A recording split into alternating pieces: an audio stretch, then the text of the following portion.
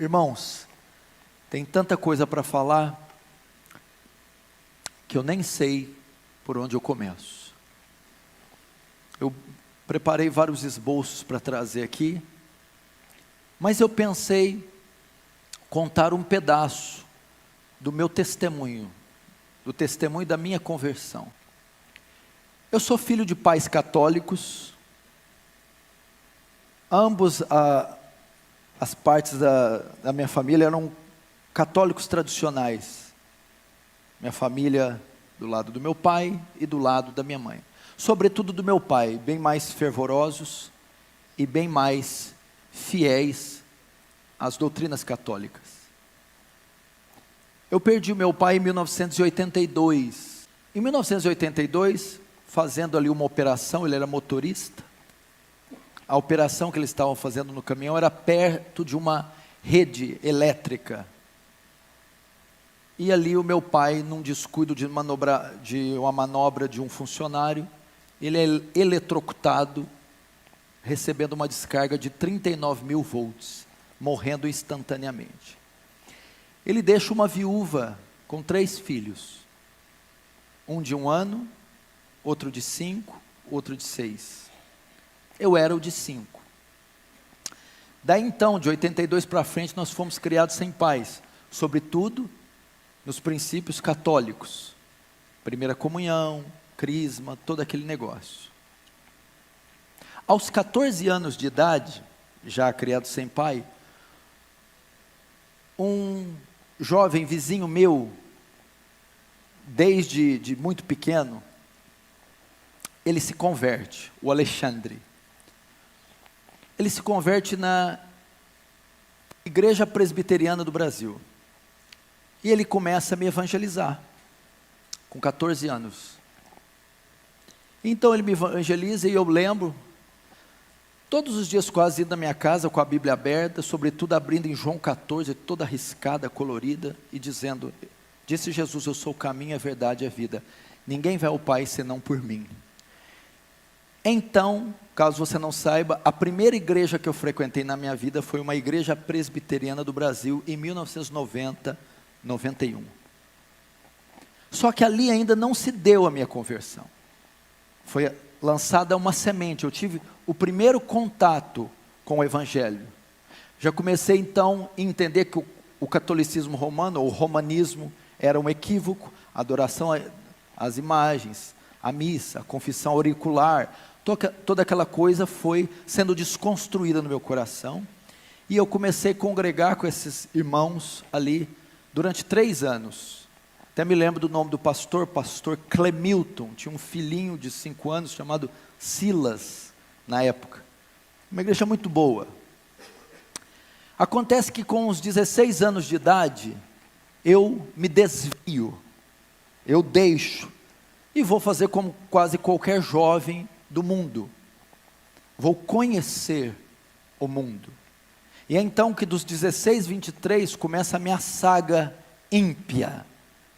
Eu começo a me perverter, começo a experimentar os horrores do mundo, primeiro com um cigarro, cerveja, bebidas mais fortes, até que eu começo a usar maconha, e muita maconha. Da maconha eu também conheci a cocaína, droga que era muito apreciada por mim na época, o crack, os ácidos. Eu me tornei um usuário, um drogado, uma pessoa bem desconstruída na sociedade, ao ponto de a minha mãe estar vendo novela na sala e eu no quarto com 3 marginais, com uma montanha de cocaína no quarto, e nós estávamos ali cheirando, enquanto fazíamos os papelotes para depois sair para vender, ao ponto de ir até uma biqueira, e pegar uma pedra de crack desse tamanho, colocar na cintura, e sair dela até minha casa para fazer as pequenas pedras e vender, e passando por blitz policiais, correndo o risco de ser preso. Experimentei isso aí. Vivi essa vida devassa. Dei muito desgosto para minha mãe. Conheci todas as baladas.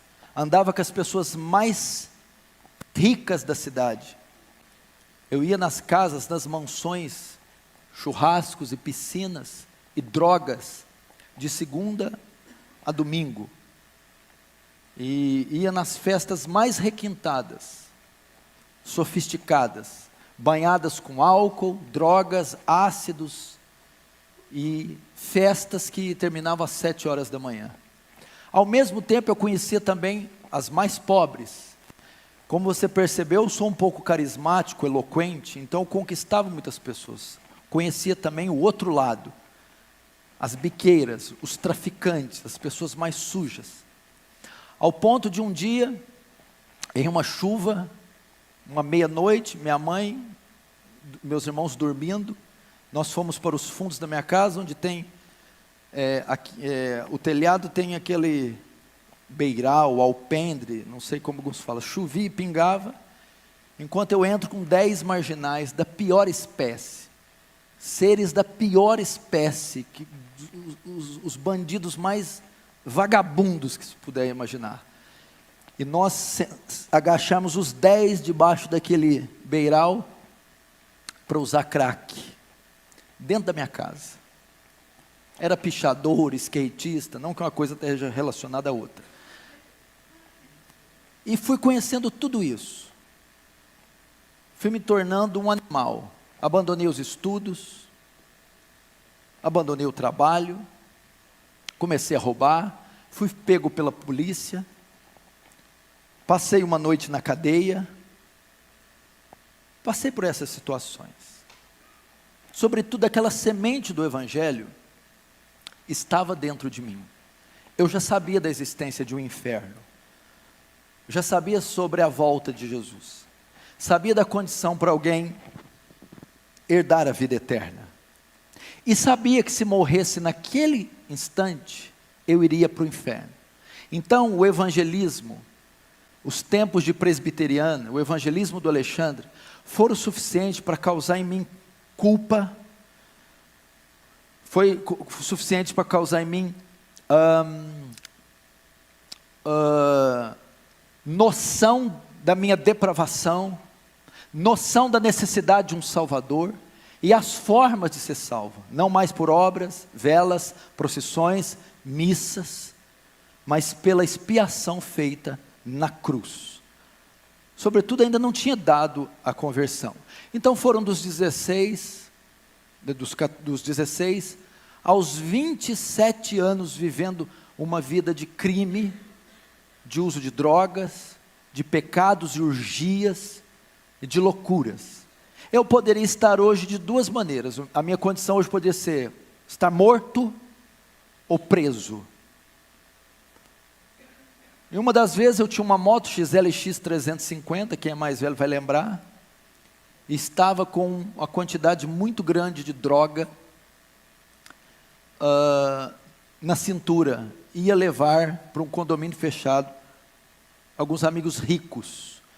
Uma quantidade suficiente para comprometer bem a sua vida. E é que indo de moto eu passo numa avenida e está uma blitz policial com 30 viaturas, na época era o tático, a D20, e eu passo para aquele corredor com 30, homens com armas de alto calibre. Quando eu passo, nenhum policial olha para mim, nada. Naquela hora eu comecei a ver a misericórdia de Deus na minha vida, porque talvez tivesse me pego aquele dia, eu estaria lá talvez até hoje. E passando por tudo isso, e o que aconteceu? Em um dia, saindo para uma festa de exposição agropecuária, que é comum nessas cidades do interior, onde fazem shows e tem bebida à vontade, nós íamos para uma dessas festas, numa sexta-feira à noite. Nessa semana, um amigo meu tinha ido aos Estados Unidos fazer um high school, e aprimorar a sua condição de atleta de basquetebol. E ele estava retornando, e me ligou perguntando se eu queria que ele comprasse algo para mim, como eu estava envolvido com o basquete, eu queria tênis na Nike, moletons, aquelas roupas todas. E ele trouxe aquela semana. E eu me vesti de todo aquele aparato gringo. E me aprontei e passei na casa de um amigo meu, o Juliano. Nós iríamos sair aquela noite e ir na festa de exposição. Então quando eu chego, ele está se trocando no quarto, eu estou na sala esperando. Ele se troca só pela metade, vai para a sala terminar de trocar o resto. Ele está sentado no sofá, eu estou de pé olhando para ele, vendo ele amarrar o sapato. De repente, quando ele está amarrando o sapato, um fogo começa a invadir o meu coração. Eu começo a me contorcer. Eu começo a olhar para aquele moletom da Nike, aquele tênis, aquela calça. E eu olho para ele, Juliano, o que é isso aqui, cara? Isso aqui é tudo inútil, tudo ilusão. O que eu estou fazendo da minha vida?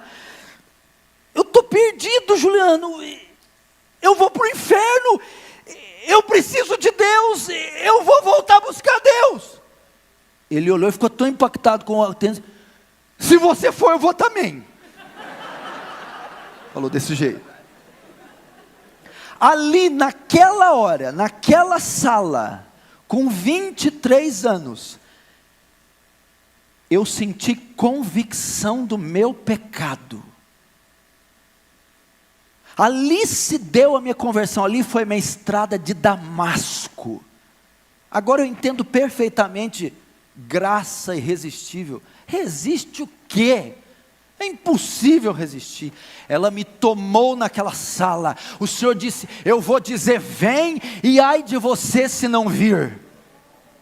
Ali, irmão, eu tive convicção do pecado. Eu comecei a me contorcer e ver tudo ilusão, eu estou perdido. E eu comecei a repudiar aquelas coisas, aqueles valores e ver meu estado. Foi Deus e o Espírito Santo com a semente que Ele tinha plantado anos atrás. E aquela hora ela germinou. O que aconteceu? Mas nós ainda saímos. Estávamos tudo pronto, fomos para a festa. E aquela noite eu me lembro de não ter visto, ouvido nada. Eu fiquei como um zumbi o tempo todo. Voltei. Dormi. Sábado. O que eu fui fazer? O Alexandre. O cara que pregou para mim. Vou atrás dele. Alexandre, o que foi? Tem culto hoje? Eu quero ir no culto. Calma, o que aconteceu? Tem culto hoje, tem igreja. Onde eu quero ir, vamos. O azar que não estava na presbiteriana mais.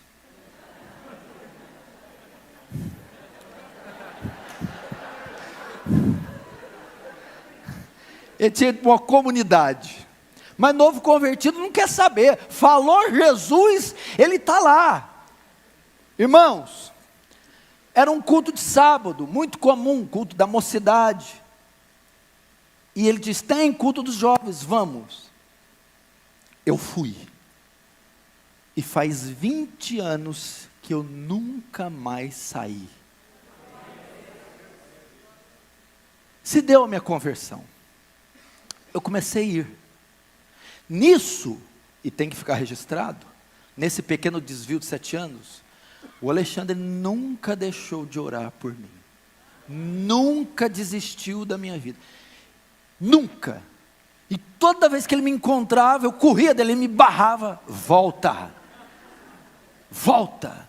Eu acho que ele nunca ganhou outra alma na vida, só ganhou eu. Mas veja só que obra Deus tem feito. E Ele vai receber o galardão por isso. Mas eu nunca vi alguém insistir tanto com uma alma, orar tanto por uma alma, jejuar tanto, padecer tanto. Eu nunca vi como Ele fez comigo. Nunca. Se Ele tivesse desistido, talvez eu não estaria aqui. Então eu procurei, nós começamos a congregar, passou 2 meses, eu me batizei. Passou 2 anos, já me tornei líder de jovens, já vi que tinha o dom, o talento de me comunicar, de fazer orações e de expor a mensagem do Evangelho. Agora, O que tem a ver com o tema avivamento? O que eu quero deixar para vocês? Neste período, Deus me privou da parafernália teológica, de tantas outras coisas que a igreja brasileira ia conhecer na década de 90 ali. Kenneth Hagin, Benny Hinn, os movimentos de dente de ouro, aquelas unções, aquela coisa toda. Eu assisti uma pregação em VHS. Essa pregação era de um pastor pentecostal. Nessa pregação ele cita nomes como David Brenner, John Knox, John Wesley, Hudson Taylor, e ele disse: compre os livros desse homem. Foi então que nesse momento eu tive contato, já no meu primeiro ano, com a fé, mais a piedade do que a teologia desses homens, mas eu tive contato. Então a minha vida foi toda influenciada por David Brenner, Hudson Taylor, William Carey, Jonathan Edwards e todos esses heróis da fé. E eu percebi algo quando eu li os livros deles. Depois eu conheci um outro livro que é o Heróis da Fé, do Orlando Boyer. Então ele vai falar de Dwight Lyman Moody, Martin Lutero, Jerônimo Savonarola, Jonathan Goforth, David Livingstone, os grandes vultos que a terra conheceu depois dos apóstolos. Homens que eu não preciso, dispenso comentário, quem não se lembra do grande despertamento da Nova Inglaterra, e o sermão Pecadores nas mãos de um Deus irado, de Jonathan Edwards. Missões do interior da China, quem não se lembra? Hudson Taylor, a biografia diz que o sol nunca nascia sem que Hudson Taylor tivesse de joelho. David Brenner, morreu tuberculoso com 29 anos, ele cuspia pedaços do seu próprio rim. E eu notei algo nesse primeiro ano. Eu notei que todos eles, do evangelista ao avivalista, do teólogo erudito ao missionário, todos eles tinham algo em comum. Eles eram homens de oração. Todos, sem exceção. Todos. E eu comecei então a entender que o que os pastores da igreja que eu congregava traziam, as suas mensagens, eram até que bons, mas eram muito superficiais. Passei a basear a minha doutrina, a minha fé, na doutrina, no estilo de vida destes homens. Então daí eu passei a desenvolver uma vida de oração, e Deus me concedeu graça. Você quer saber como nasceu a Igreja Aliança do Calvário? Como nasceu o Ministério Defesa do Evangelho? Como nasceu o ministério do pastor Paulo Júnior? De joelhos, de oração. Tudo que eu tenho, tudo que eu sou, é óbvio, eu não vou escorregar aqui, é pela graça de Deus e uma ação soberana, mas de joelhos, através da oração. Foi então que eu comecei a aprender a orar. E eu me lembro quando eu consegui orar a primeira vez por 1 hora, a vitória que foi. Mas Deus não ia parar por ali. Então nós começamos. Eu trabalhava como cameraman das categorias de base do time de basquete de Franca. São 8 categorias. Eles começavam a treinar 1 da tarde, e de hora em hora intercalava as categorias até o time principal às 7, 5. O que eu fazia? Então Deus começou a desenvolver algo. Eu ia até eles, como eu filmava e depois vendia as fitas. Eu ia até os treinos, subia até a arquibancada, do lado esquerdo era o banheiro feminino. O banheiro feminino é só utilizado em dias de jogos. Eu entrava naquele banheiro, dobrava os meus joelhos enquanto escutava o barulho do tênis e da bola, e das categorias dos times entrando, jogando, saindo, e eu orava, porque eu fui influenciado por esses homens, e eu ouvi que John Knox dizia: dá-me as almas da Escócia, senão eu morro. Então lá dentro daquele banheiro eu comecei a dizer: dá-me as almas do basquete, senão eu morro. E eu ficava ali 1, 2, 3 horas dentro do banheiro feminino enquanto eles oravam. E você sabe que eu transpiro muito, estava molhado. E quando eu saía de lá, o banheiro em cima, descia a arquibancada, a quadra embaixo. Eu descia e depois ia pregar para eles.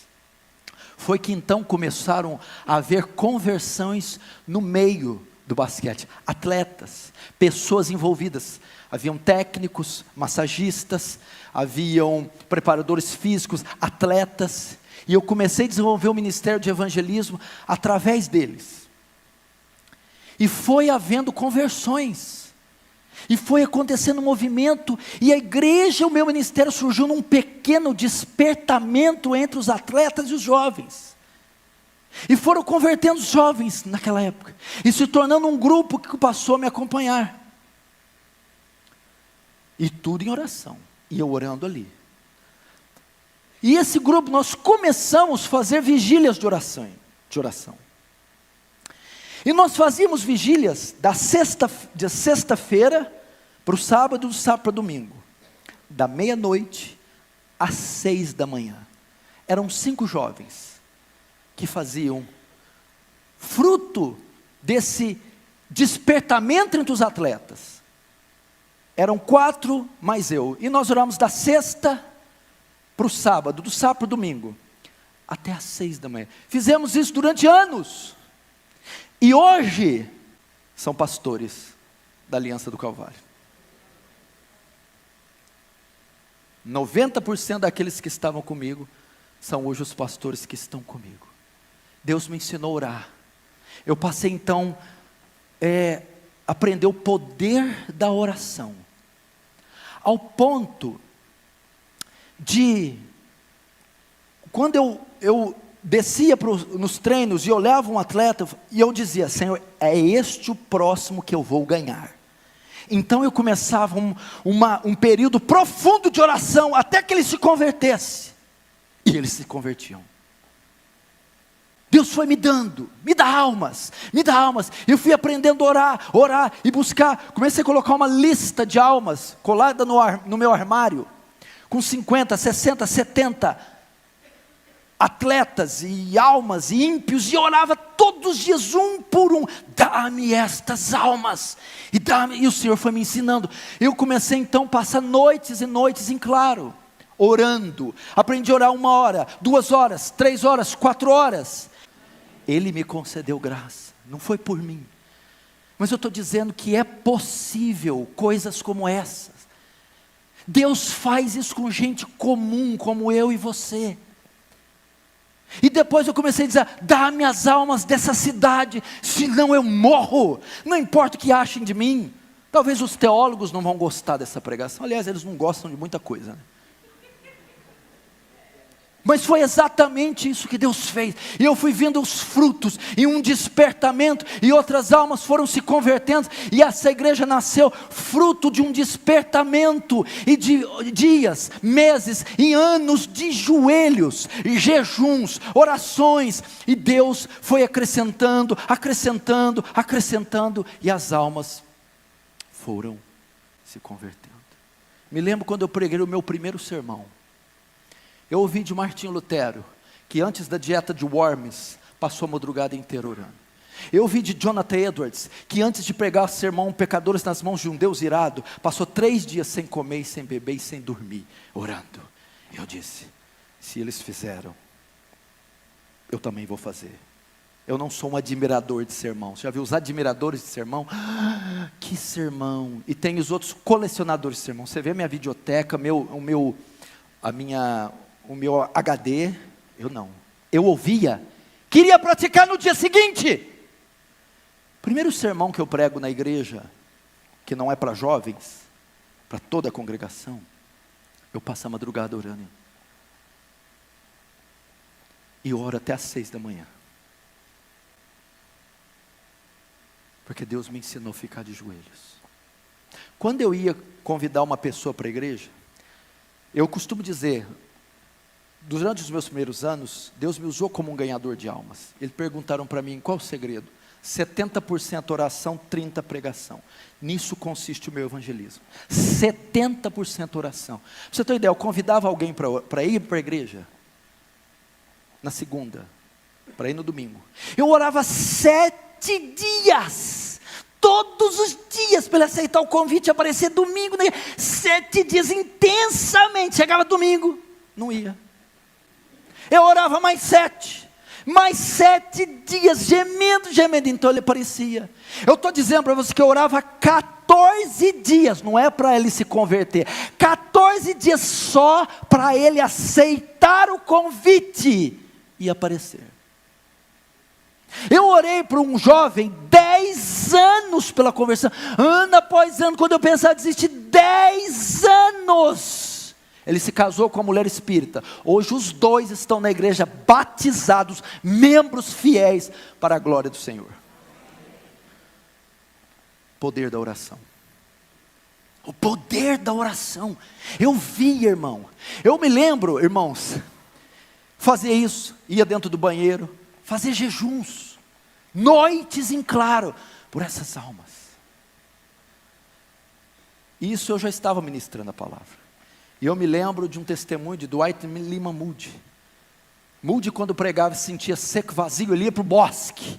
Ele ficava 1, 2, 3, 4 dias, dizendo, enche-me do Espírito, enche do Espírito, enche. Então ele ia, voltava, pregava e a alma se convertia.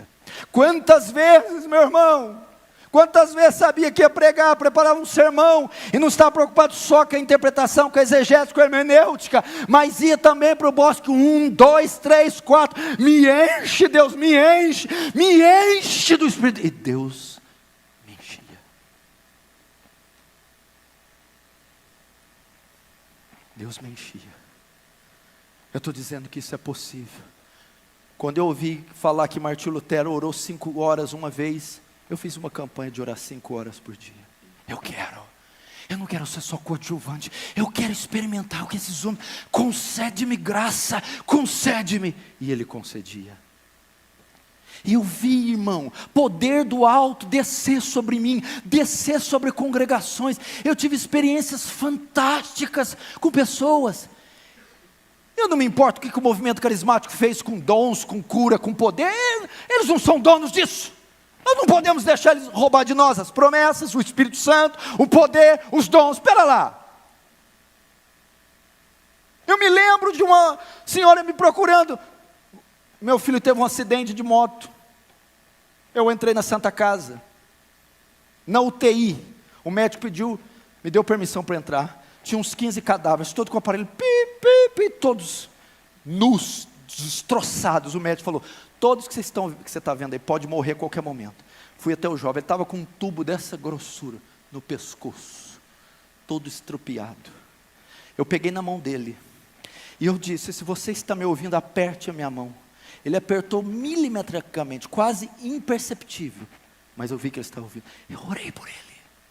Eu orei por aquele jovem, Senhor, tem misericórdia dessa alma moribunda. No outro dia ele saiu do coma, passou algumas semanas, ele foi lá na igreja com toda essa parte costurada, me agradecer, porque Deus faz tais coisas. Avivamento é isso, é poder, é milagre, é incontrolável, é inesperado, é algo soberano, e Deus despeja o seu poder. Mas muitas vezes o faz através dos joelhos. E Ele me concedeu essas coisas. Irmãos, aí começou algo e realmente não parou. Almas foram vindo, coisas foram acontecendo, e toda essa expressão que você vê, ela foi conquistada nos quartos, de joelhos, dias, anos, horas, a fio. Diante do Senhor, o reino de Deus é tomado por violência, e só os que se esforçam se apoderam dele. Eu ainda tenho outros testemunhos interessantes com a oração. Muitos podem rir, mas hoje eu não estou me importando. Eu nunca falei isso em conferências, não falo isso em conferências, mas hoje, pela permissão do Espírito, eu senti vontade de falar. Teve uma ocasião, como eu trabalhava com filmagem, eu fui contratado para fazer um evento para um instituto infantil muito importante, numa escola. Iriam comparecer mais de 400 pessoas, vereadores, bombeiros, a polícia militar e algumas escolas, em uma quadra poliesportiva. E eles me convidaram, contrataram para fazer a filmagem. Tudo bem, eu aceitei. Depois ele me liga mais tarde, só que tem que ser com 2 câmeras. Tudo bem. Eu não tinha essa câmera. E era algo muito sério. Eu falei, Senhor, o que eu faço? Eu não tenho essa câmera, meu Deus. E eu fiquei aflito e procurei, não consegui achar outra câmera. Era uma sexta-feira, o evento era sábado, meio-dia. E eu fiquei aflito, e nada. Chega 2 horas da manhã, eu acordo, levanto e oro desse jeito: Senhor, eu não tenho condições de fazer esse trabalho, porque eu não consegui essa câmera. E eu não quero envergonhar seu nome. Deus, adia este evento, até que eu consiga uma câmera. Fui dormir. 9 da manhã o cara me liga, o empresário: Paulo, está de pé a filmagem? Tá. 10 horas eu vou para o ginásio. 400 pessoas, bombeiros, vereadores, aquela coisa toda. Eu chego lá 10 horas, passa 11 horas, 10 horas não tem ninguém, 11 horas, 2 alunas e um bombeiro. Todo aquele negócio, tudo aquilo. Meio-dia, nada. Meio-dia 40, nada. 1 hora eu li na cama já entendendo o que aconteceu. Eu estou ali ajustando, ele chega para mim, Paulo, pois não? Bom, você deve estar percebendo que não veio ninguém. Você não quer adiar a filmagem, não? Quase que eu falei, não, imagina. Irmãos, 400 pessoas, não apareceu ninguém. Foi um caos, foi uma coisa horrorosa. E eu sei, Deus adiou aquilo por causa da minha oração. Eu precisava de 2 dias. Deus me deu 1 semana, eu arrumei outra câmera, filmei com as 2 câmeras, o vídeo roda até hoje. Por causa da oração. Coisas pequenas mostram o poder da oração. Certa feita, eu estava com uma dívida muito alta. E o meu trabalho tinha fracassado, eu perdi clientes, eu não consegui mais vender, eu não consegui mais trabalhar. E as dívidas foram indo, e até que meu nome foi protestado. E alguns carnês, na época dos carnês, né, você deve lembrar. O que eu fiz? Tem um bosque, um vale, perto da minha casa. Eu fui lá à noite, me ajoelhei na terra, e coloquei todas as minhas dívidas. Estou falando o que eu fiz, não sei como você vai julgar. E me ajoelhei. E não era por desonestidade, não era por má fé, simplesmente aconteceu, e eu comecei a chorar: Senhor, eu estou envergonhando o seu nome, aqui estão minhas dívidas, e eu não tenho condição nenhuma de pagar, tem misericórdia. Lembre, meu maior desejo não era a dívida em si, é de estar envergonhando o nome de Deus sendo um cristão. E eu lembro que eu joguei aquilo num ato até estranho no chão, e me ajoelhei diante, falei: Senhor, tem misericórdia. Então, todas essas dívidas. Terminei de orar, recolhi aquilo e fui embora. Passou 1 semana, termina um culto, o irmão vem até mim, com um cartão na mão: esse é meu cartão, com um papelzinho, essa é a minha senha, tem X naquela conta, pode pegar que é seu. Era o valor exato da minha dívida. Eu lembro que eu paguei, limpei meu nome, para nunca mais ele estar sujo. Poder da oração, meu irmão. Quantas coisas Deus nos fez. Me lembro de outra feita, de uma situação envolvendo parentes meus, que eu não vou falar o nome, de um jovem molestando uma senhora, e oprimindo, e molestando, de forma muito pesada da minha família. E eu, como a nossa igreja está repleta de advogados, eu vou mover uma ação contra essa pessoa, não tem cabimento explorar isso. E estava tudo resolvido, a papelada pronta, porque ele não parava de ir até ele molestado. Chegou meia-noite, eu dormindo, meu coração pesou. E algo me dizia: se você fizer isso, ele nunca mais vai olhar na tua cara, você perde um parente para o resto da vida. Eu falei: meu Deus, é verdade. E o que se faz nessa hora? Ora. Senhor, que eu não preciso usar esse recurso para acontecer essa tragédia, Senhor. Deus, resolve isso, afasta esse jovem dessa mulher. Nunca mais foi atrás dela. Sumiu. Eu não precisei usar esses recursos. Eu estou mostrando para você o poder da oração. Muito vale a súplica de um justo por sua eficácia. Coisas que você pode até rir, por exemplo, essa outra. Irmãos, eu estou dizendo que eu sempre usei a oração. Eu lembro quando eu fui trocar o meu carro, um carro 94 para um 2000. Pensa bem, não era lá essas coisas. Eu orei 3 meses para não cometer, porque pobre, você já viu, errou, acabou. Mas eu coloquei diante de Deus 3 meses. Não deixa eu fazer a escolha errada, eu ser lesado, passado para trás. E orei. Mas eu estou dizendo que nessas coisas simples, eu coloquei diante de Deus. Não me deixe errar. Para que isso, uma coisa simples, imagina uma coisa grandiosa. Foram as experiências que Deus me deu. Entupiu a casa da minha mãe, os canos. Uma casa que eu pedi para ela, nós éramos muito pobres.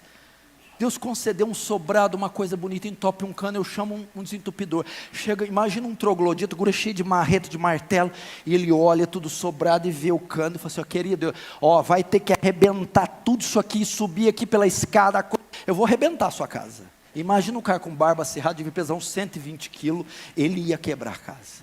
E eu vou começar a quebrar. Porque eu sei que o cano vai daqui, passava por um carpete, passava por azulejo, por piso, subia a parede, fazia tudo. E eu, calma, ele, não, preciso quebrar, vou começar a arrebentar aqui, tá. Aí ele lá, posso começar a quebrar? Eu, espera aí. Isso estava na cozinha. Eu fui para a sala, dobrei meus joelhos. Senhor, essa foi a casa que o Senhor deu para minha mãe. Não deixa esse homem destruir ela não. Eu estou te dizendo, Senhor, faz esse homem achar o lugar certo. Voltei, isso foi uns 2 minutos de oração. Tudo bem, meu senhor, pode começar a quebrar.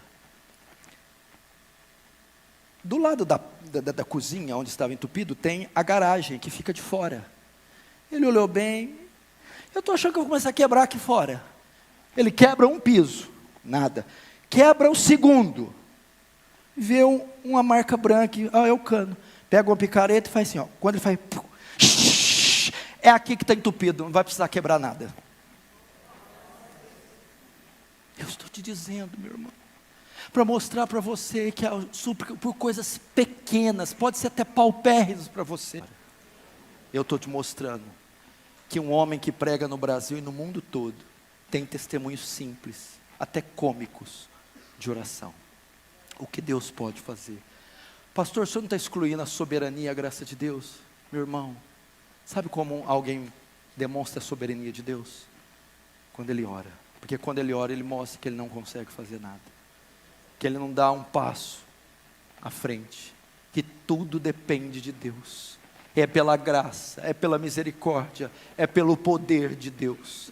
E foi por essa razão que eu orei todos esses anos. E eu quero dizer que a minha vida, o Ministério da Defesa do Evangelho, a Aliança do Calvário, foi obra de um pequeno avivamento, um avivamento local, e fruto de jovens, homens, que dobraram seus joelhos e creram no poder da oração, no poder, no que a oração é capaz. E eu quero dizer a você, não sei de onde você é, qual cidade, mas você pode fazer o mesmo e dizer, dá-me as almas de São Paulo, senão eu morro, dá-me as almas do Rio de Janeiro, senão eu morro, dá-me as almas de Brasília, senão eu morro, dá aos meus filhos, senão eu morro, meu marido, senão eu morro. Meu irmão, a rainha da Inglaterra dizia, eu não temo os exércitos escoceses, eu temo as orações de John Knox. Se você souber o poder que a oração é, isso que o pastor coreano está aqui ensinando, o poder que a oração tem. Ore, aprenda a orar até que fogo do céu desça, até que Deus nos avive, até que Deus levante esses ossos secos e o torne um poderoso exército. Eu sei, nós já temos grandes expoentes da fé reformada, grandes seminários, grandes títulos publicados, eu sei, isso é excelente, mas você já está farto disso, você precisa ouvir o outro lado também, precisa ouvir que John Knox, uma grande mente, ficava de joelho, que Jonathan Edwards gastava 13 horas por dia com as escrituras, em oração em cima do seu cavalo, como o Dr. Lloyd Jones dizia, lógica em chamas, ortodoxia e piedade, teologia e paixão, conhecimento e fogo. Aprenda a orar. A oração não conhece fronteiras, não conhece barreiras, não conhece sexo, extrato social, qualquer um pode executar, é tão simples e tão fácil que uma criança pode fazer. O que você no seu quarto é capaz de fazer? Você muda contextos, reis, você muda leis, estações ali de joelhos. Aonde o seu braço não chega, a oração chega, meu irmão. A força que você não tem, ela dá. Ela levanta, ergue, santifica. Ela dá conhecimento, graça. Aprenda este ofício majestoso. E com esses simples, humildes, cômicos testemunhos. Aprenda a orar. Vamos ficar de pé.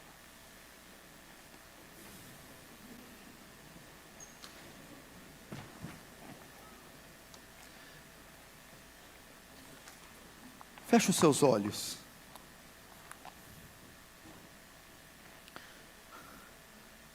Senhor Deus, ensina-nos a orar, Senhor. Os discípulos do Senhor chegaram até o Senhor e disseram: Mestre, ensina-nos a orar. Irmão, o avivamento tem muito a ver com oração, Senhor. Faça como David Wilkerson. Diga assim: Senhor, quebra as minhas rótulas se necessário, mas me mantém de joelhos. Você que é mãe, peça para Deus: me faz uma mãe intercessora, uma esposa intercessora. Você que é pai, oficiais, pastores, presbíteros, para suas congregações,